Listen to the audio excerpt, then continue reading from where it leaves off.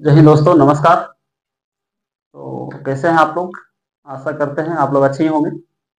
आज अपन group D के बारे में बात करेंगे। तो बहुत सारे स्टूडेंट ने फॉर्म फिलअप कर दिए होंगे, और जो फॉर्म नहीं भरे हैं तो अभी डेट बढ़ने का कोई चांस नहीं है, क्योंकि एक बार डेट है जो बढ़ चुका है।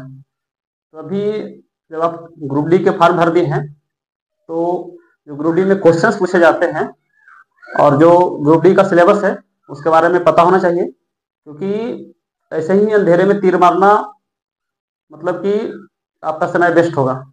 तो अभी क्या करेंगे कि पहले सिलेबस को जानेंगे। सिलेबस के जानने के बाद किस तरह से तैयारी किया जाता है उसके बारे में भी बात करेंगे। तो ग्रुप डी का जो वैकेंसी है, पिछले बार की अपेक्षा इस बार बहुत कम वैकेंसी है। पिछले बार 1,08,000 लगभग, मतलब 1,10,000 के करीब निकला था, और इस बार कितना है? 32,438, यानी कि बहुत कम है, एक तिहाई लगभग है। तो इसमें क्या है कि पिछले बार कंपटीशन है जो आप देखे हो कि मतलब सबसे कम था शायद बंगलौर बोर्ड का 71 नंबर। तो 1 लाख वैकेंसी में 71 नंबर मिनिमम कट ऑफ था, 71 हो या 69 नंबर ऐसे ही था। लेकिन इस बार क्या होगा, कट ऑफ है जो स्वाभाविक है कि वैकेंसी कम है तो कट ऑफ ज़्यादा बढ़ने की चांसेस है। तो सबसे पहले ज़्यादा देर न करते हुए सिलेबस पे आते हैं। पहले जानेंगे कि मतलब किस तरह से ग्रुप डी का भर्ती लिया जाता है। तो ग्रुप डी में जो पोस्ट है 32,438 पोस्ट। अगर इसका एग्जाम पैटर्न की बात करें, जो एग्जाम होता है वो ऑनलाइन होता है, ऑनलाइन मोड में एग्जाम होगा, सीबीटी कंप्यूटर बेस्ड टेस्ट होगा। उसके बाद फिर इसका स्टेज क्या होगा सिलेक्शन का, जैसे मतलब कि पहले होगा CBT computer based test exam होगा। उसके बाद दूसरा होगा पीईटी फिजिकल एफिशिएंसी टेस्ट। उसके बाद फिर डॉक्यूमेंट वेरिफिकेशन, देन मेडिकल होगा। यानी कि आपको 4 प्रक्रिया से गुजरना पड़ेगा, तब जाकर के आप भारतीय रेलवे का हिस्सा बनेंगे। उसके बाद फिर अगर सैलरी की बात की जाए तो इसका सैलरी 18,000 मिनिमम है बेसिक, और जो अलाउंस मिलेगा जैसे टीए हो गया, डीए हो गया, एचआरए हो गया, और भी कुछ कुछ अलाउंसेस मिलते हैं। अगर एग्जाम पैटर्न की बात करें तो एग्जाम पैटर्न में क्वेश्चंस कहाँ से पूछे जाते हैं, तो आपको जनरल साइंस से 25 क्वेश्चन रहेगा। उसके बाद फिर मैथमेटिक्स से 25 क्वेश्चन रहेगा, और रीजनिंग है जो 30 क्वेश्चन रहेगा, क्योंकि रीजनिंग है जो इसमें बड़े भाई की भूमिका में रहेगा। रीजनिंग है जो रीजनिंग से 30 क्वेश्चन रहना है। उसके बाद फिर जीके और करंट अफेयर्स से 20 क्वेश्चन रहेंगे। तो आपको इसमें ज़्यादा इधर उधर भटकने की जरूरत नहीं है। आप क्या बोलते हैं, साइंस ले लीजिए, मैथ ले लीजिए, रीजनिंग ले लीजिए, यानी कि साइंस मैथ रीजनिंग 50 से 30 80 नंबर का। आपका 80 नंबर है जो आप चाहेंगे तो मतलब 80 में से 70 72 नंबर आराम से लेके आ सकते हैं, 75 नंबर तक। क्योंकि जो मैथ हो गया, रीजनिंग हो गया, साइंस हो गया, जैसे आपका सिलेबस है जो सीमित है।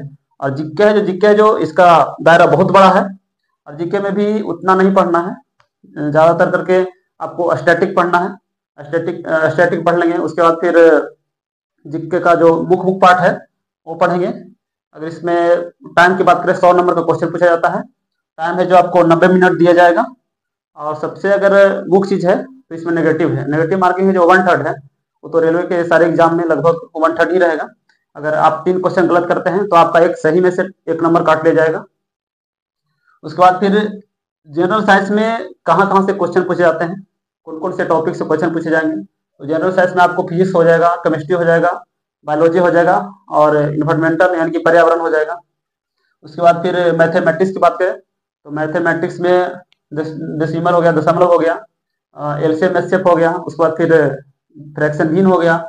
फिर उसके बाद फिर रेशियो एंड प्रोपोर्शन यानी कि अनुपात से अनुपात हो गया, जो जो मुख्य चैप्टर हैं। उसके बाद फिर मेंसुरेशन हो गया, क्षेत्रविधि से हो गया, time and distance, time and work, ये पाइप सिस्टम, नल टंकी। उसके बाद फिर साधारण ब्याज, चक्रवृद्धि ब्याज, एसआईसीआई। फिर स्टैटिक्स हो गया, सांख्यिकी से पूछा जाएगा क्वेश्चंस। उसके बाद फिर स्क्वायर रूट हो गया, वर्गमूल हो गया, घनमूल हो गया। फिर एज कैलकुलेशन से हो जाएगा, बोर्ड मास हो गया, नंबर हो गया, नंबर सिस्टम हो गया। उसके बाद फिर कैलेंडर एंड क्लॉक, ये रीडिंग में भी पूछा जाता है, इसका रीडिंग का भी पार्ट है।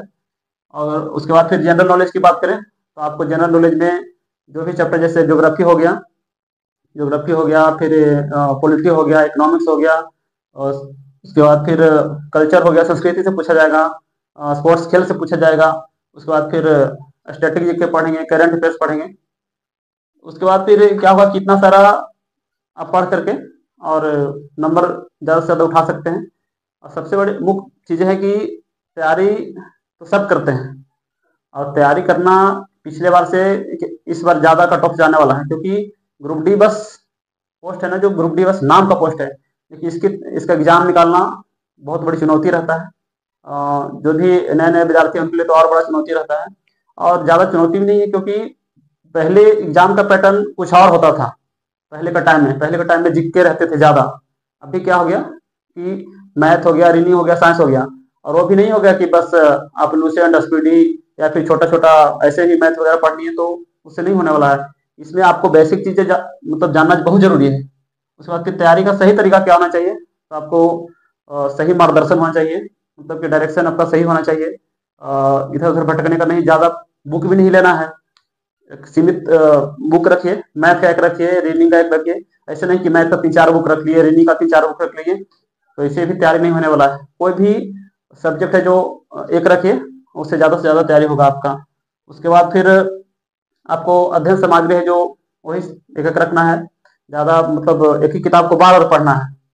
उसके बाद फिर सही अभ्यास, आप निरंतर अभ्यास करिए उसको। ऐसे नहीं कि आज पढ़ लिए फिर छोड़ दिए।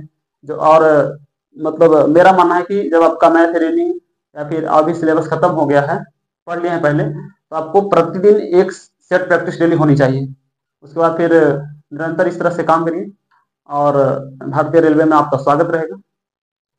तो ज़्यादा इधर उधर भटकने की जरूरत नहीं है। बस आप कोई भी बुक लीजिए तो उसको खत्म करने का प्रयास कीजिए। ऐसे नहीं कि एक बुक खत्म हो गया तो दूसरा बुक निकाल दिए, ये भी नहीं होगा। और ग्रुप डी है जो इस बार ज़्यादा टफ होने वाला है, वैकेंसी की संख्या बहुत कम है। तो सिलेबस के बारे में आप देख ही लिए हैं। ठीक है, थैंक यू।